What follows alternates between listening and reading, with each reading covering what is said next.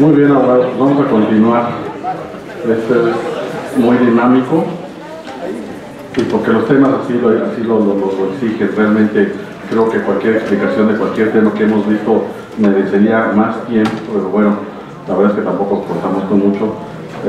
Este ciclo de conferencia está pensado para que agotemos todas las técnicas y bueno, buscamos siempre traer a los mejores ponentes y pues tenemos aquí al maestro Carlos Guillermo Cruz Guzmán, que nos va a hacer favor de emitir la conferencia acerca de lectura de apoyo de memoria y lectura para superar contradicciones. Me voy a permitir leer, igual que los anteriores ponentes, parte solamente de su currículum, que sí es bastante también amplio. El maestro Carlos Guillermo Cruz Guzmán es licenciado en Derecho por la Universidad Autónoma Metropolitana Unidad Azcapotzalco. Es especialista en juicios orales y maestro en Derecho Procesal Penal por el Centro de Estudios Superiores en Ciencias Jurídicas y Criminológicas. De igual manera ha cursado la especialidad en Derechos Humanos en la División de Estudios de Posgrado de aquí de la Facultad de Derecho de la Universidad Nacional Autónoma de México. Tiene en su haber diversos cursos y diplomados. Es también maestro en diversas instituciones, tanto públicas como privadas. Es expositor en el programa de radio News Multimedia de la Facultad de Derecho aquí de la Universidad Nacional Autónoma de México. Es expositor del Colegio de Alto Rendimiento Jurídico en Unicarico. Y bueno, en el ámbito laboral, desde el año 2009 ha sido personal ministerial de la Procuraduría General de Justicia de la Ciudad de México en funciones de agente del Ministerio Público en el sistema procesal penal tradicional o mixto, adscrito a los juzgados 60º y 61º del Fuero Común de esta ciudad. A raíz de la implementación del sistema acusatorio en todo el país, funge como agente del Ministerio Público adscrito a la Unidad de Estrategias Procesales de la Fiscalía de Procesos en el Reclusorio Preventivo Oriente de esta ciudad, donde interviene en la etapa intermedia y del juicio. Bueno, pues les pido por favor que le brindemos un aplauso al maestro. Vamos a ver qué a su exposición. Muchas gracias, maestro. Muchas gracias, buenos días a todos, bienvenidos. Antes de iniciar esta charla quisiera agradecer a las autoridades de esta Facultad de Derecho, principalmente al maestro Neri por la oportunidad brindada y por fomentar estos foros. De igual manera a un gran amigo que nos acompaña desde hoy, el maestro Cristian Bernal Porras, quien siempre ha sido una persona interesada en la preparación no solamente desde el ámbito judicial, sino también de las partes, tanto de defensa como de la representación social. Pues bueno, como se ha mencionado, durante lo que va de este curso, está enfocada esta charla a una etapa muy importante, quizá la etapa más trascendente en el proceso penal acusatorio, denominada etapa de juicio o etapa de enjuiciamiento. También hemos escuchado ya por parte de los expositores que es una teoría del caso, y esto es lo más importante, la teoría del caso, es decir, la postura, el punto de vista de cada una de las partes que va a hacerse manifiesta en la exposición de los alegatos de apertura y posteriormente en el desahogo de los medios de prueba a través de las técnicas de interrogatorio, contrainterrogatorio e incluso la aplicación de las objeciones en un momento determinado. Todo esto hemos escuchado a través de los magníficos ponentes que nos acompañaron el día de hoy, pero también cabe resaltar que parte de esta teoría del caso, parte de esta estrategia o punto de vista de cada una de las partes, llámese agente del Ministerio Público, llámese defensa, debe de cumplir su objetivo. Eso no debe de desviarse, debe de estar señalada una teoría del caso firme, única, y va a ser la que todo el tiempo va a regir a esa parte procesal. Bueno, debemos de empezar por el principio. El sistema se rige por principios constitucionales. Dentro de estos principios rectores, principios constitucionales, que deben ser considerados en todo momento, en todas las etapas, debemos de señalar dos principales. el principio de inmediación y el principio de contradicción. Nuestro sistema de justicia penal acusatorio tiene una importante característica que lo distingue del sistema mixto. Esto es la imposibilidad de usar los registros previos. Por ejemplo, en el sistema mixto era común que el juez o cualquiera de las partes en una audiencia pudiese verificar, leer parte del contenido de la averiguación previa del expediente judicial. Hoy en día, con este sistema acusatorio, la carpeta de investigación, el contenido de los registros de investigación, únicamente van a servir como guía para las partes procesales en el debate de juicio. Esos registros de investigación no tienen valor alguno. Aunque tengamos íntegras todas las entrevistas de nuestras víctimas, de nuestros ofendidos, de nuestros testigos, los informes de los peritos, déjenme decirles que eso no tiene valor alguno. El juez no puede considerar o permitir por esencia procesal la incorporación de la lectura, salvo casos excepcionales. Uno de esos casos excepcionales son los que nos establece el artículo 376 del Código Nacional de Procedimientos Penales, cuando nos habla de permitir la lectura de parte de las entrevistas o parte de los informes en los que hayan intervenido el testigo, el denunciante o el perito. Partiendo de esto, compañeros, debemos de resaltar algo muy importante. Llámese fiscalía o llámese defensa, siempre deben de ir bien preparados a una audiencia de juicio.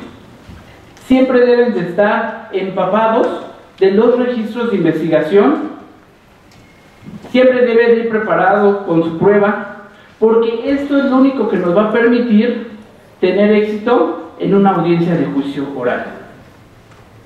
En ocasiones, cuando vemos la etapa intermedia y se ofrecen diversos medios de prueba,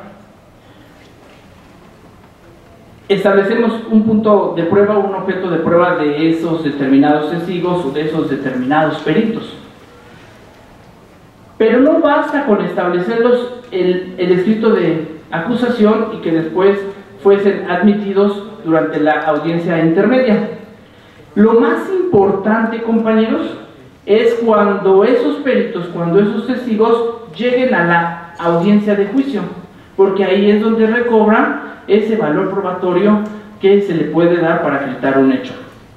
De ahí que es muy importante, antes de realizar cualquier interrogatorio, antes de realizar cualquier incorporación de documento, conocer a nuestros testigos, conocer a nuestros ofendidos y a nuestros peritos. Esto nos va a permitir tener éxito en un juicio oral. ¿A qué voy, compañeros? Voy a la finalidad de los ejercicios de litigación que establece el artículo 376 del Código Nacional y que son materia de esta charla. Estos son la lectura para apoyo de memoria, para evidenciar o superar contradicción o realizar alguna aclaración pertinente. Muchos dirán, y quizás también lo hemos hecho los operadores porque es el día a día de nosotros estar en audiencias. En una semana podría decirles que su servidor interviene en mínimo unas 5 o 6 audiencias de juicio oral. Esto ha permitido al paso del tiempo recapacitar, reconducir mejor nuestra intervención, que poco a poco ha ido evolucionando y mejorando. Nuestro sistema es un sistema muy benévolo que permite una capacitación, que permite una preparación, pero sobre todo permite mejorar la intervención de cada uno de los participantes. Bueno, compañeros, se ha dicho que estas técnicas de litigación, y así son consideradas, hay que considerarlas de esta manera, son excepcionales. Supongamos que el día de hoy tenemos un examen en la escuela y que para llegar a esa etapa de examen nos exigen estudiar, prepararnos para realizar esa evaluación. ¿Qué pasa si la persona que llega al examen oral, y el profesor le cuestiona, dígame los elementos de la culpabilidad, por ejemplo? ¿Qué sucede si en ese momento el estudiante empieza a decir, ¿dónde? No me acuerdo. ¿Qué denotaría ese estudiante? Número uno, que no está preparado, que no estudió. ¿Sí?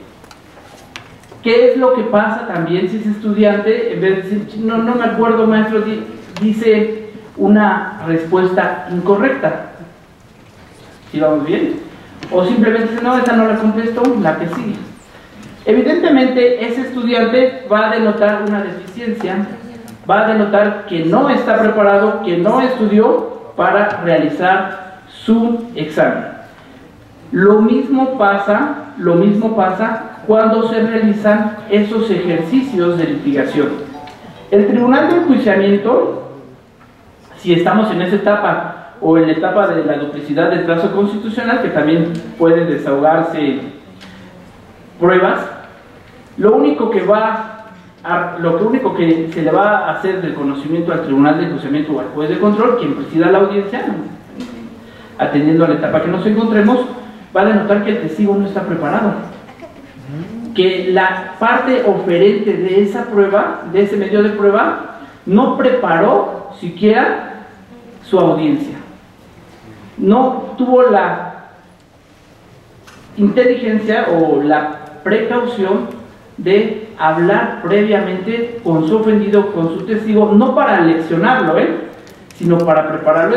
Es muy distinto decir, se prepara a un testigo que a leccionarlo.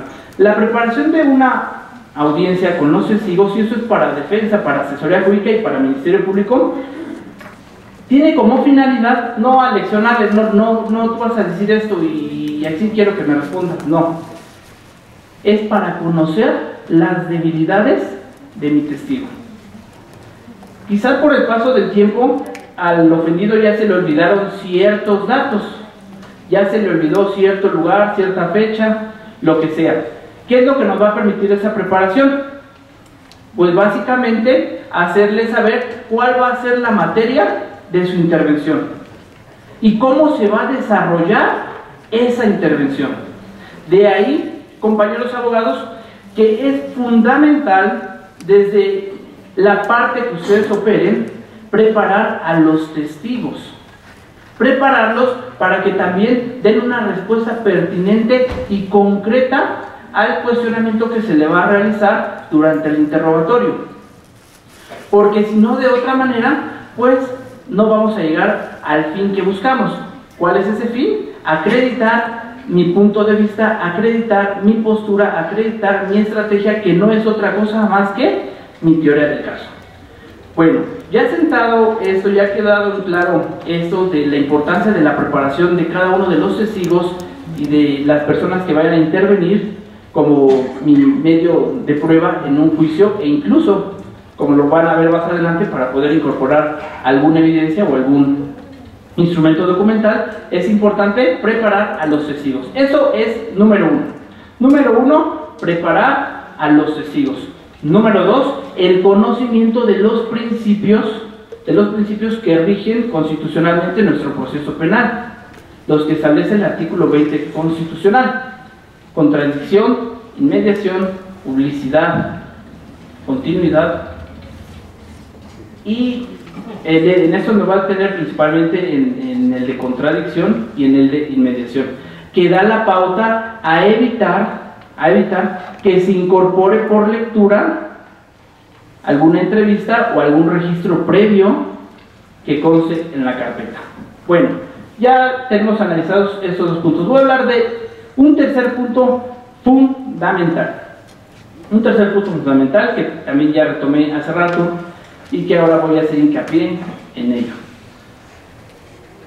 Como lo indicaba, la carpeta de investigación, los registros que constan, que obran en la carpeta de investigación, no tienen valor. Lo único que va a tener valor es lo que se desahoga en el juicio.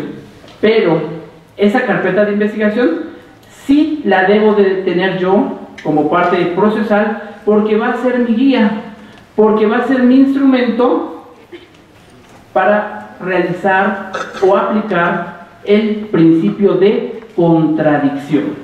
De ahí la importancia, compañeros, que cuando estemos en una audiencia, y ustedes ya lo han de conocer, los que operamos ya en este sistema, el denominado descubrimiento probatorio. Este descubrimiento probatorio tiene como finalidad potencializar el principio de contradicción. Verbigracia. Si tengo yo, agente del Ministerio Público, mis datos de prueba, mis registros de investigación, mis entrevistas, mis informes periciales, con base en el deber de lealtad y hacer efectivo ese principio de contradicción, las partes que me acompañan también deben de contar con el mismo. ¿Para qué? Para que se realice un buen debate y que la información llegue de mejor calidad hacia el juez o hacia el tribunal de enjuiciamiento. Esa es la finalidad del descubrimiento probatorio, hacer efectivo ese principio de contradicción, hacer efectiva esa equidad procesal, esa igualdad de armas que establece como principio constitucional el artículo 20.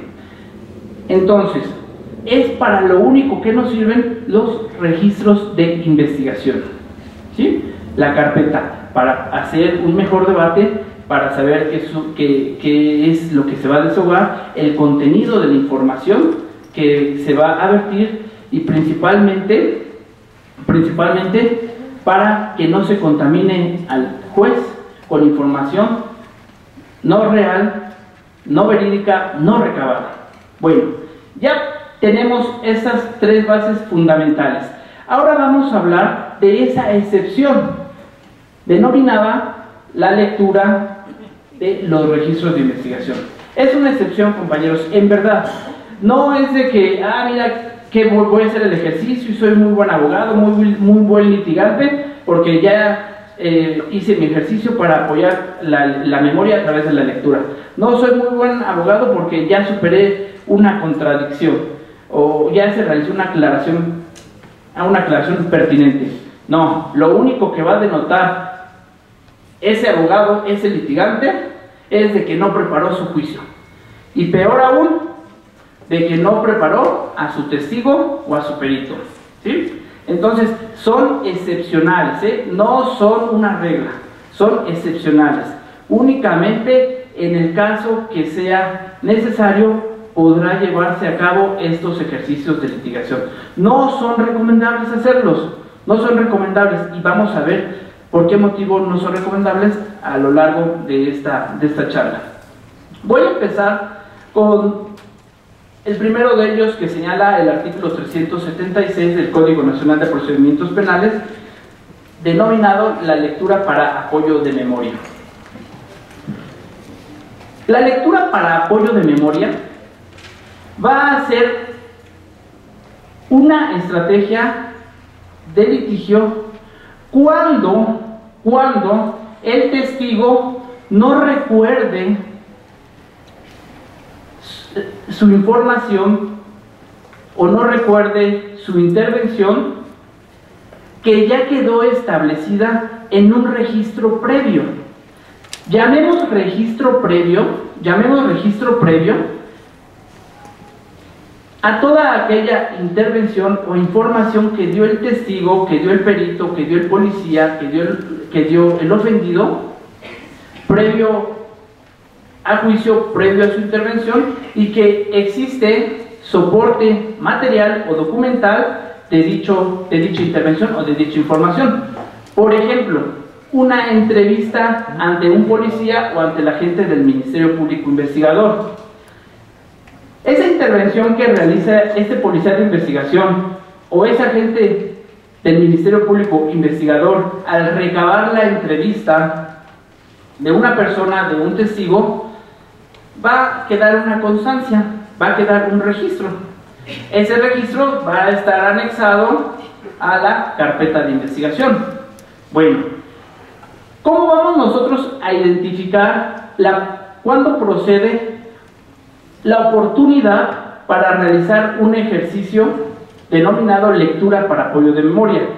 Debemos de escuchar, estar siempre bien atentos en la audiencia de juicio o en la audiencia donde se esté desahogando el testigo en turno, y cuando nosotros escuchemos la palabra clave, no recuerdo, esa es la palabra clave. Únicamente cuando escuchemos esas dos palabras, no recuerdo, procede el ejercicio para realizar la lectura y apoyar la memoria del órgano de prueba. Únicamente, las palabras son no recuerdo. Cuando nosotros escuchemos la palabra no recuerdo, evidentemente debemos tomar en cuenta y tener siempre presente que esa información que no recuerda ya la dio previamente. Lógicamente, y por esencia del mismo proceso penal, el tribunal de enjuiciamiento o el juez de control que presida la audiencia no va a saber esa información, no podrá percatarse qué información es la que pretende aportar el litigante. Sin embargo, nosotros como operadores, como parte oferente de la prueba, sí lo sabemos. De ahí, compañeros, que cuando escuchemos la palabra no recuerdo, procede ese ejercicio denominado lectura para apoyo de memoria. ¿Cómo se realiza? ¿Cómo se lleva a cabo? En la práctica, y ustedes lo han escuchado, los que hayan tenido la oportunidad de asistir o intervenir en una audiencia, se ha llamado, se ha denominado comúnmente decir sentar las bases. Sentar las bases no es establecido en el Código Nacional de Procedimientos Penales, pero sentar las bases ya hubo por ahí un criterio de nuestros máximos tribunales que de cierta manera, como lo van a ver más adelante, para incorporar documentos, nos dan una pauta para comprender qué es eso de sentar las bases. Sentar las bases no es otra cosa más que recabar la información esencial para hacer saberle al tribunal de enjuiciamiento que ese testigo conoce de un documento, de un registro previo. Eso es sentar las bases, brindar la información de ese documento que yo voy a ocupar para ponérselo a la vista y después realizar el ejercicio de litigación correspondiente. Eso es sentar las bases, ¿eh? Oposición, señoría. Sí, adelante, a ver, defensor, ¿por qué oposición? Me quiero oponer al ejercicio que pretende hacer el fiscal porque no ha sentado las bases. Y muchas veces, ¿cómo resuelven los jueces? Bueno, pues ya está refiriendo que él hizo una declaración previa que fue ante el Ministerio Público y no ha lugar su oposición. Entonces, sentar las bases es dar información sobre el documento. ¿Por quién va a dar esa información? El testigo. ¿Cuáles son los pasos que nos señala la doctrina? Eduardo Hauchen, argentino, Beitelman, respecto de los pasos para realizar estos ejercicios. Número uno, voy a abordar primero la lectura para apoyo de memoria. Número uno, que el declarante o el testigo manifieste no recuerdo. Ese es número uno. Número dos, iniciar con la autenticación del documento. Es decir, ya pedirle al testigo que nos dé información sobre ese documento. ¿Cómo va a iniciar? Si yo soy el oferente de la prueba y estoy en un interrogatorio. Para dirigir un interrogatorio, como ya lo vieron anteriormente, debemos de realizar las preguntas que permitan una respuesta abierta. Es decir, que la información la dé el testigo, no la dé yo. Supongamos que hice ya el testigo, no recuerdo, y yo aquí no recuerdo, y hablé con él, y bueno, quizá el impacto de la sala o las grabaciones o de los propios jueces o de que la gente no está acostumbrada a eso también impacta para que no recuerden. ¿Por qué motivo no recuerda? Es que ya tiene mucho tiempo que lo hice, ¿no? ¿Qué lo haría recordar? Pues quizás mi entrevista que rendí ante el Ministerio Público. ¿Cuándo rindió esa entrevista? Pues fue el 18 de junio del año 2019. ¿Ante qué agente del Ministerio Público? Pues en la Fiscalía de Secuestros. Muy bien. Ahí, desde ese momento, se tiene que anunciar al Tribunal de Enjuiciamiento o al juez de control que presida nuestra etapa que nos encontremos, se tiene que anunciar que se va a realizar un ejercicio para apoyar la memoria a través de la lectura. ¿Por qué es importante que desde ese momento, compañeros? Porque quizás las siguientes preguntas puedan ser sugestivas, pero van encaminadas únicamente a autenticar la entrevista previa, es decir, el registro previo. Señoría, esta fiscalía o esta defensoría solicitaría se nos permitiera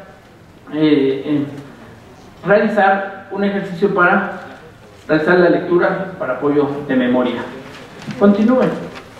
Si tuviera a la vista esa entrevista, ¿la reconocería? Sí. ¿Por qué motivo la reconocería? Porque yo la realicé.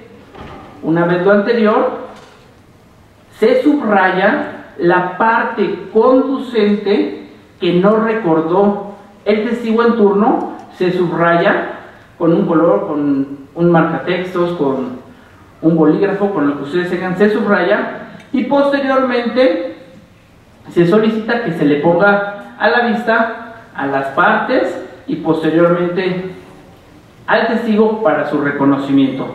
¿Por qué motivo se le pone a las partes en principio?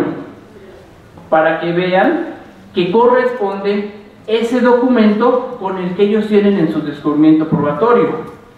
Ahí es importante que la parte contraria no haga manifestación, porque muchas veces cuando se le corre traslado a las partes, a la asesoría o a la defensoría empieza a argumentar: señoría, me opongo porque no es la información que dijo.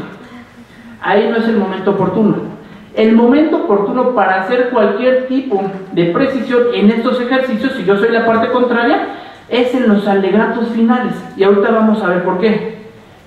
Es muy importante porque si yo la digo en ese momento, pues le voy a abrir los ojos a la persona que lo va a realizar.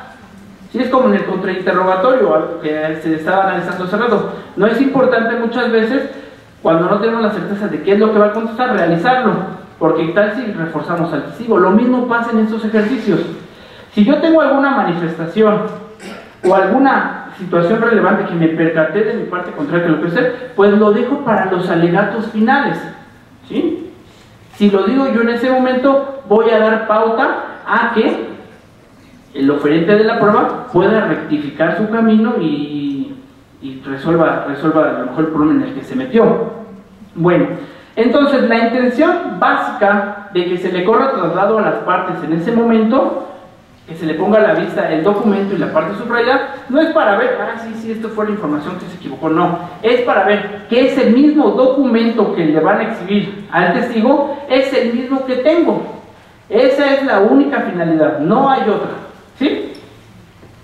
Es decir, que todos los tengan y sepan de qué vamos a hablar. Una vez que las partes no tienen oposición, se le pone a la vista al testigo y la persona que está dirigiendo el interrogatorio en ese momento le va a tener que autentificar el documento, es decir, que lo reconozca.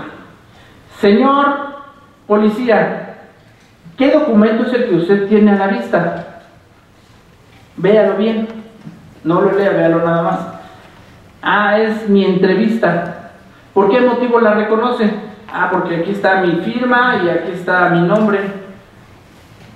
Señor policía, lea para sí y en voz baja la parte que se encuentra subrayada, y cuando termine me indica.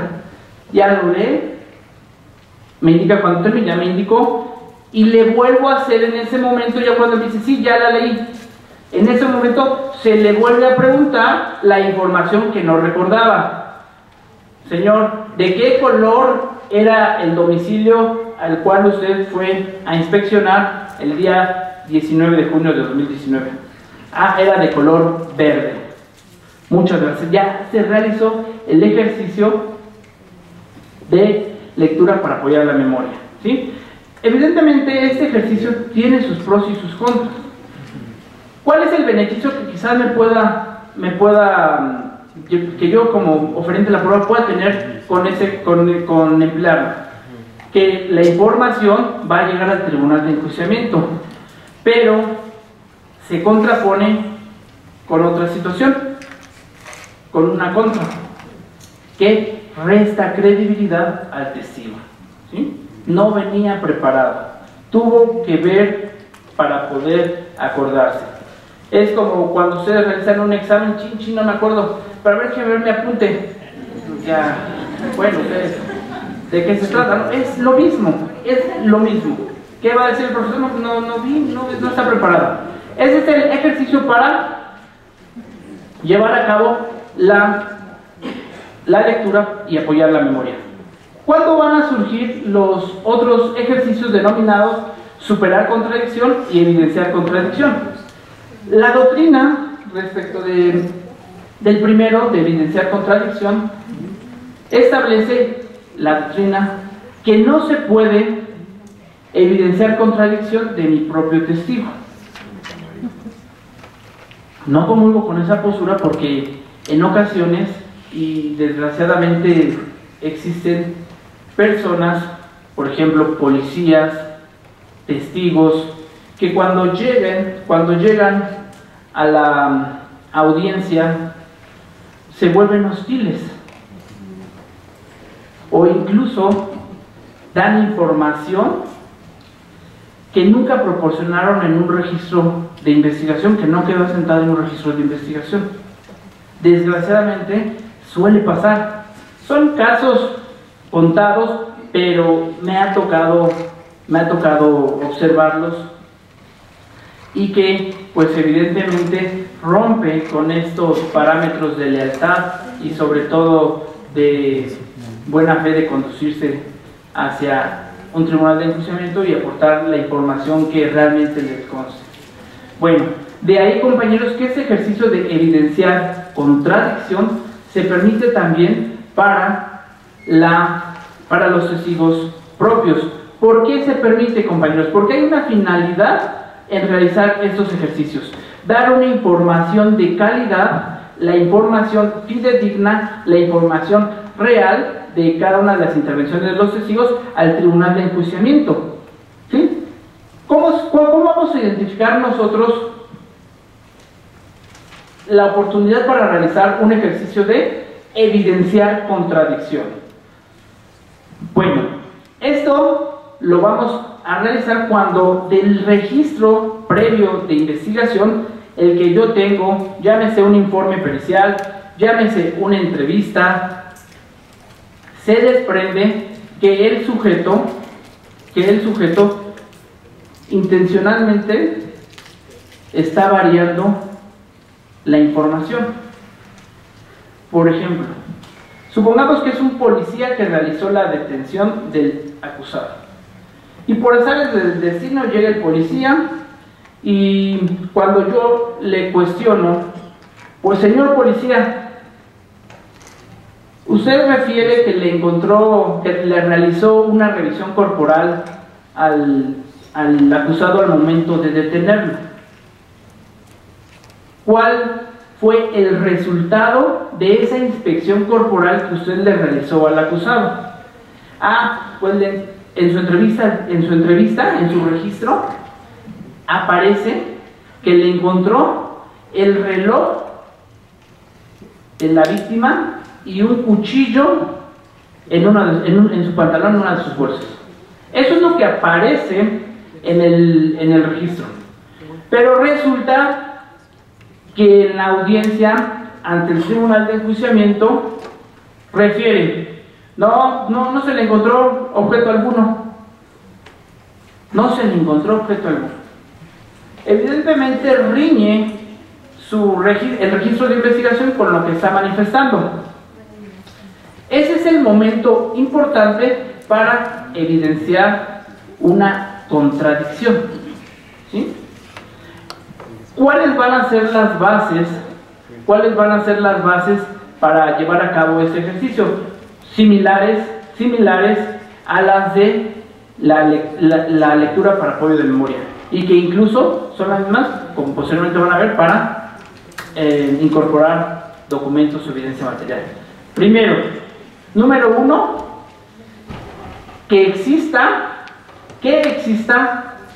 una contradicción latente, ya descubierta, que no comulgue lo que está diciendo el testigo, el perito en la audiencia con lo que se encuentre en la carpeta de investigación, en el registro, en el registro previo. Bueno, número 2, iniciar con la autenticación de ese documento. ¿Ante quién realizó la puesta a disposición? Ante la gente del Ministerio Público. Muy bien. Y en la agencia del Ministerio Público, ¿qué más hizo aparte de realizar esa puesta a disposición? Puse a disposición objetos y también exhibí mi informe policial homologado. Muy bien. ¿Qué contenía ese informe policial homologado? No, pues contenía todo lo que se puso a disposición y parte de mi intervención. Si tuviera a la vista ese informe policial homologado o esa entrevista que usted rindió ante la gente del Ministerio Público, ¿podría reconocerla? Perdón, me salté un paso. Previamente a ello, nuevamente anunciar al Tribunal de Enjuiciamiento que voy a realizar un ejercicio para evidenciar contradicción, ¿sí? ¿Por qué se tiene que anunciar? Porque muchas veces cuando estamos en interrogatorio, principalmente, vamos a tener que encaminar mi ejercicio, incluso a veces con el uso de preguntas sugestivas, preguntas cerradas, y eso daría pauta a que la contraria me objetara mi cuestionamiento. Entonces, esa es la finalidad de anunciar. Ya que se anuncia, pues ya puedo continuar con esa autenticación hasta el punto en que yo llegue con la parte subrayada y de igual manera se le pongan las partes para que vean que es idéntico, que existe identidad del documento con el que ellos tienen en su descubrimiento probatorio, y una vez lo anterior se le pone a la vista nuevamente al testigo la parte conducente subrayada donde existe la contradicción.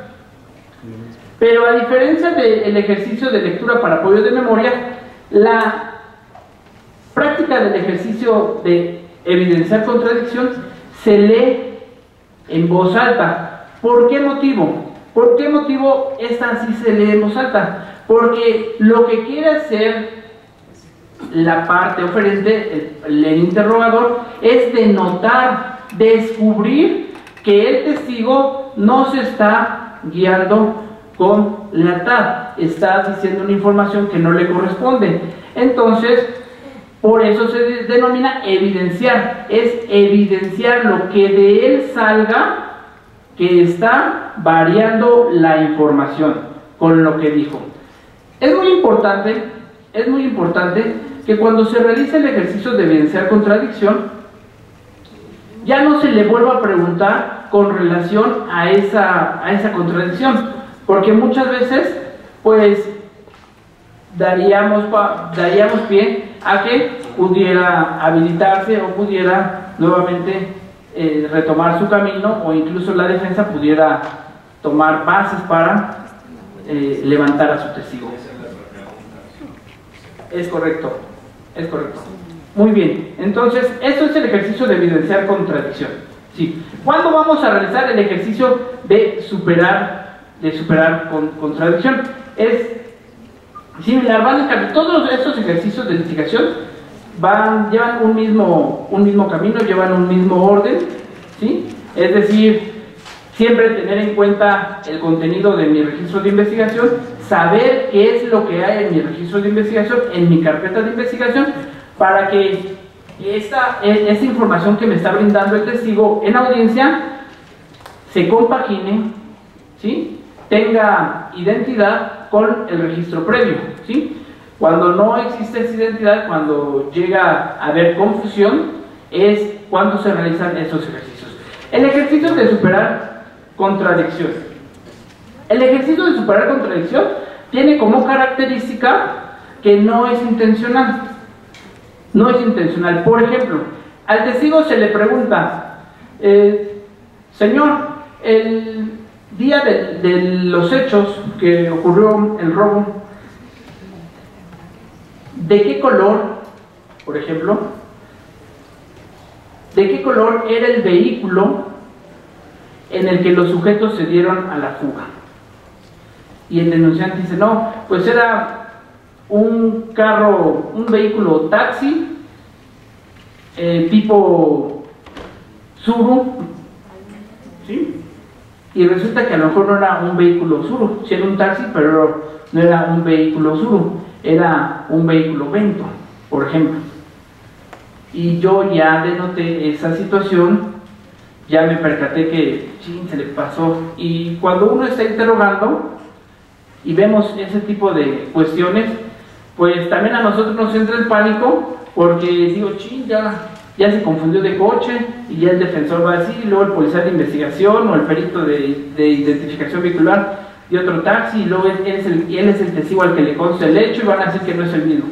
Entonces uno también entra en pánico, pero no hay que entrar en pánico. Lo importante es tener el conocimiento de mi carpeta y poder saber que excepcionalmente puedo utilizar esos ejercicios. Cuando yo denote esta situación, que no es intencional, a diferencia del otro, de la contradicción que realiza un testigo que sea para beneficiar o causar alguna ventaja sobre la parte contraria, este atiende principalmente a la confusión o a la situación de que no puso atención en lo que realmente observó ese día. Bueno, de igual modo, compañeros, cuando nos percatemos de esta confusión, no, valga la redundancia, no intencional, vamos a realizar el ejercicio de superar contradicción, ¿sí?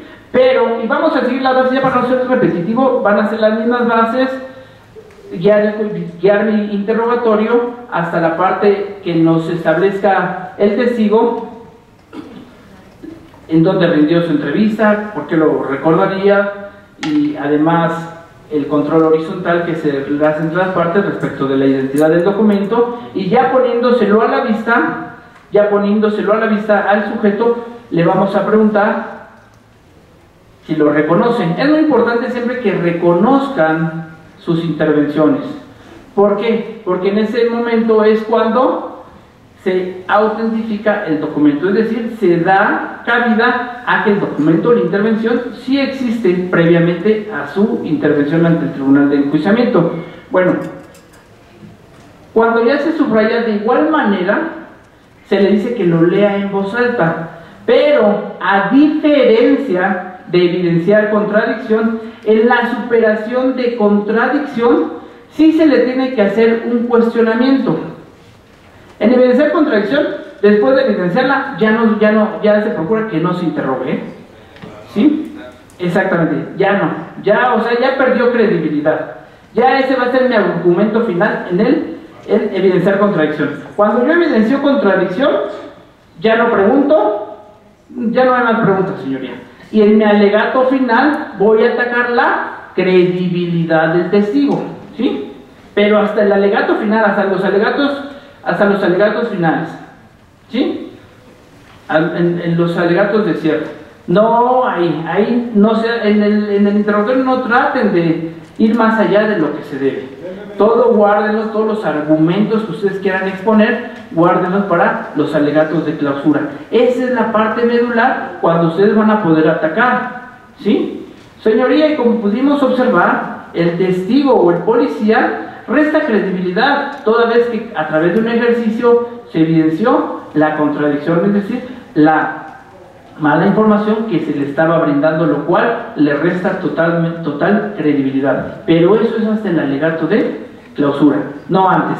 Bueno, retomo nuevamente lo de la superación de contradicción.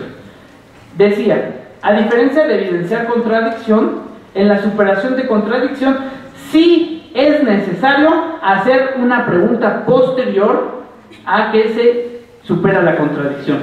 ¿Por qué, compañeros? Porque tengo que habilitar y justificar por qué motivo se erró en esa información.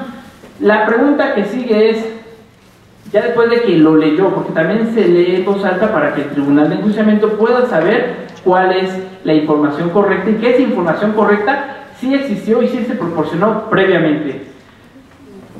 Policía ¿por qué motivo dijo anteriormente que era un vehículo Tsuru? Ah, perdón, me confundí. ¿Cuál es el vehículo de forma correcta que ese día observó usted se dieron a la fuga los sujetos activos? No, fue un vehículo Vento. ¿Sí? ¿Por qué motivo no lo recordaba? ¿Por qué motivo mencionó otro? Porque pasó mucho tiempo y además son de características muy similares y yo no soy un perito en carros, yo no tengo conocimiento en vehículos. Se tiene que justificar el motivo por el cual se confundió, ¿sí? Pero en la superación de contradicción sí es necesario siempre habilitar nuevamente, reconducir nuevamente, justificar a nuestro testigo, ¿sí? Muy bien, ahora vamos a pasar al último ejercicio denominado la aclaración pertinente. Son los 4 ejercicios de litigación. Estos son los únicos 4 ejercicios de litigación. Ustedes han escuchado en algunas ocasiones que se denominan estrategias de litigación, técnicas de litigio, todo, y se le ha llamado así, a mi parecer erróneamente, al interrogatorio, el contrainterrogatorio, las objeciones, no. Esas son herramientas puras para brindar información al tribunal de enjuiciamiento. Los únicos ejercicios de litigación que de esta manera lo establece nuestra ley instrumental son estos que estamos analizando en esta charla. Son estos 4: lectura para apoyo de memoria, ¿sí?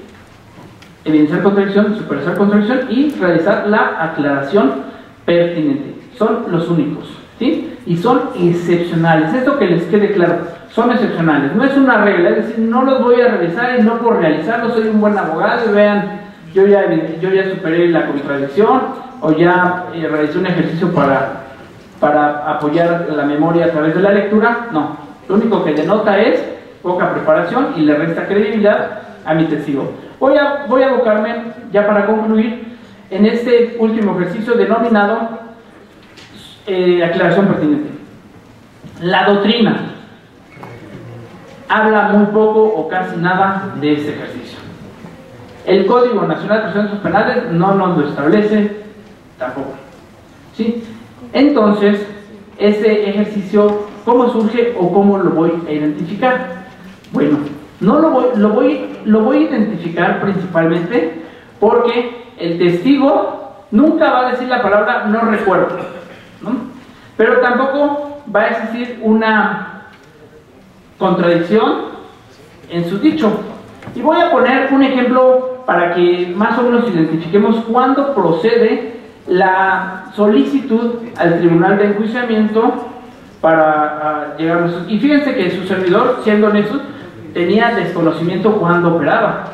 Fue a través de la consulta a personal judicial, a jueces que oportunamente han brindado también la atención a los operadores para orientarnos, encaminarnos hacia esa ilustración, hacia un mejor desempeño en nuestra labor ministerial, como no es el caso.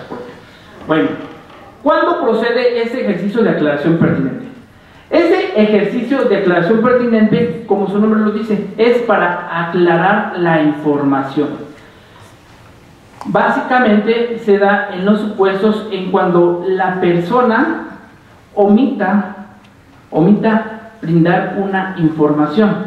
Por ejemplo, supongamos que es un delito de robo.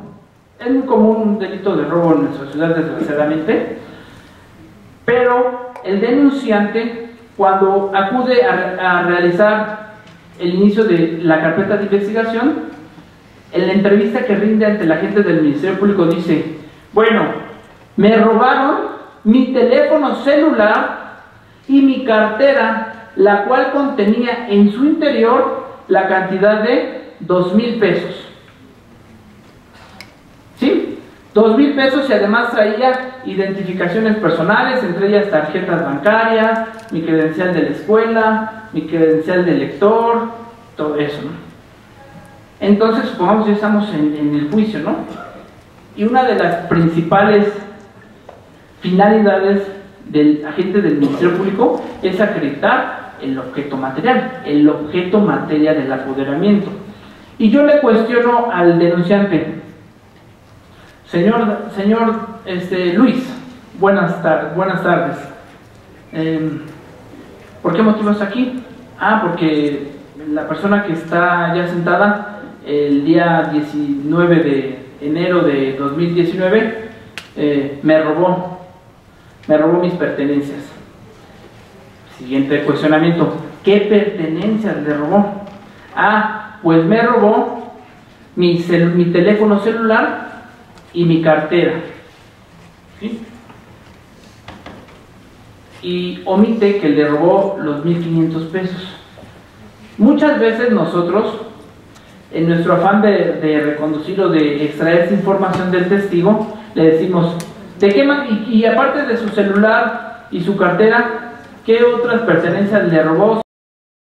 No, pues nada más. E incluso es materia de objeción. Objeción, señoría, repetitiva, ya dijo, ya refirió. Y supongamos que es un juez benévolo y dice: no, adelante. Y el señor insiste: no, pues sí, nada más mi teléfono y mi cartera. Y ya olvida los 1,500 pesos y las tarjetas bancarias y todo eso. Pero yo tengo, pero no dijo jamás, no recuerdo. Él dijo: no, nada más eso. Él está seguro que nada más fue eso. No dice no recuerdo. Por lo tanto, no podría yo hacer un ejercicio de la lectura por apoyo de memoria, porque no ha dicho la palabra clave para identificar ese ejercicio. Pero hay una posibilidad de subsanar esta cuestión. A eso se le llama la aclaración pertinente, que básicamente tiene la finalidad de la lectura para apoyo de memoria. ¿Sí? ¿Cómo se va a llevar a cabo esto? Los mismos pasos para autentificar cualquier documento, cualquier registro previo. ¿Sí? Señor, igual vamos a conducir el interrogatorio a ese punto. ¿Ante quién manifestó que había usted sido objeto de desapoderamiento por parte del acusado? Pues ante los policías, y después me llevaron a la agencia del Ministerio Público. ¿Qué hizo en la agencia del Ministerio Público? No, pues ahí me pidieron que rindiera mi declaración y que presentara documentos que acreditaban la propiedad de mi celular. ¿Cuándo llevó a cabo esa entrevista en la agencia del Ministerio Público? Ese mismo día que sucedieron los hechos. Y ya, anuncio el ejercicio. Si tuviera a la vista su declaración, ¿podría reconocerla? Sí. ¿Por qué motivo? Porque viene mi firma, viene mi nombre y viene todo lo que dije. Otra vez se subraya la parte conducente. ¿Sí? La parte conducente. Y aquí es muy importante, compañeros, porque debemos subrayar la parte que omitió. ¿Sí? Se le pone a la vista las partes, principio de contradicción y de equidad de armas, para que vean que existe identidad en el documento. Una vez que ya quedó establecido que ese registro previo lo tienen las partes, se le pone a la vista, se le subraya la parte, ¿sí? Y se le va a pedir que lea en voz alta, que lo lea, que lea la parte. Eso es muy importante y principalmente es una gran herramienta que les va a servir a ustedes pues les voy a pasar un tip que su servidor hace y que está permitido a través de este ejercicio. En ocasiones intervienen peritos de evaluación, por ejemplo. Nos toca quizás un asunto en el cual el perito entraron a una tienda Sanborns o a una tienda Walmart o a cualquier tienda departamental y los sujetos robaron diversa mercancía, muchísima mercancía. Vamos a poner unos 300 celulares, ¿no? pero lograron con su ubicación y con la detención y con el aseguramiento de los objetos gracias al GPS. Recuperan la mercancía, la ponen a disposición del agente del Ministerio Público y el agente del Ministerio Público investigador da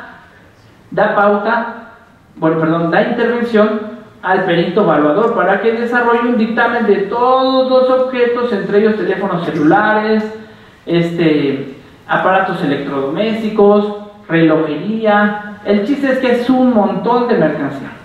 Pero a mí me interesa, como agente del Ministerio Público, acreditar el valor comercial que tenía en ese momento cada uno de los objetos.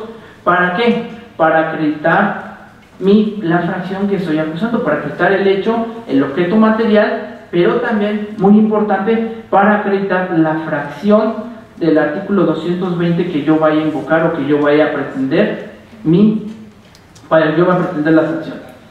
Si no lo logro acreditar, si llega, porque pasa, ¿no? El perito llega, no, pues son muchos objetos, yo no me lo voy a aprender, Ministerio Público, no, son 500, no, yo ya lo hice, ahí quedó, yo no voy a hacer todos, y se ponen en esa postura los compañeros peritos. Y uno como agente del Ministerio Público dice, chin, si me sale con que no va a dejar como indeterminado o no va a haber identidad de los objetos, entonces algo que nos puede funcionar en esto es la aclaración pertinente.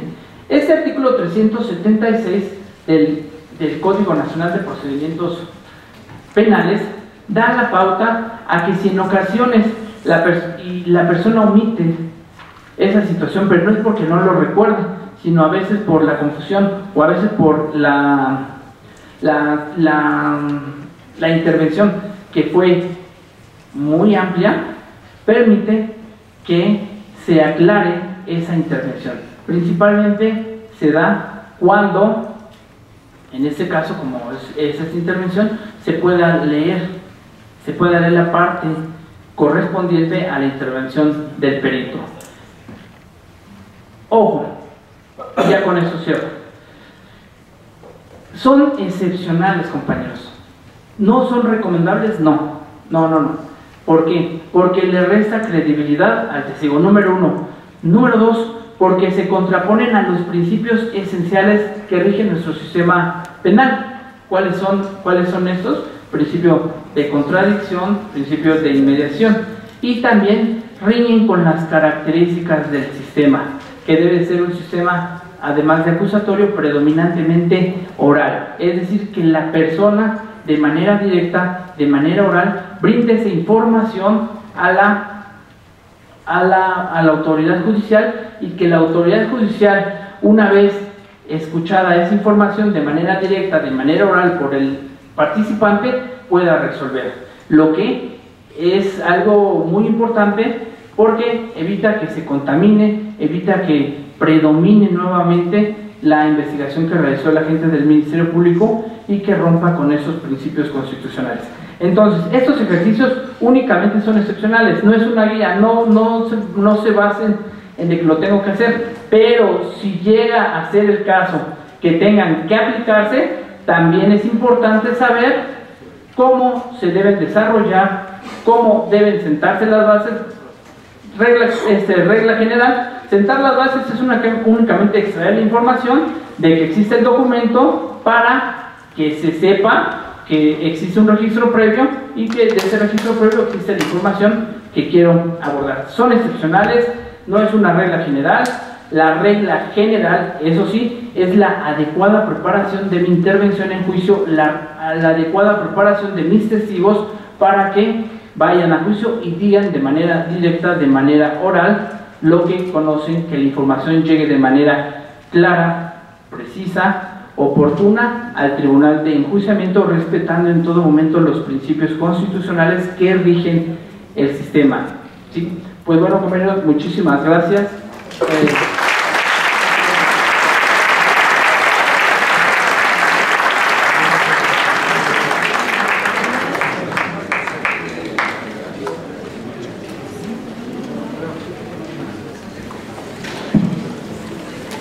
Las 4 excepciones se tienen que solicitar al juez.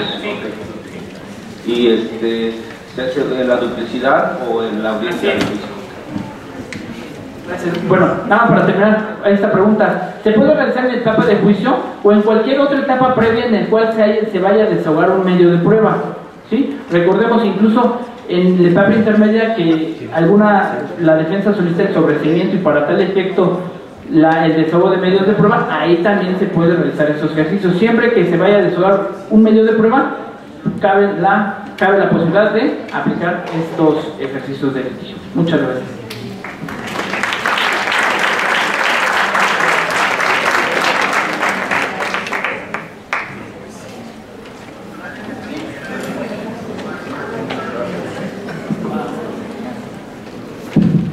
Bueno, sí, muchas gracias, maestro, por tu excelente participación, tu excelente disertación.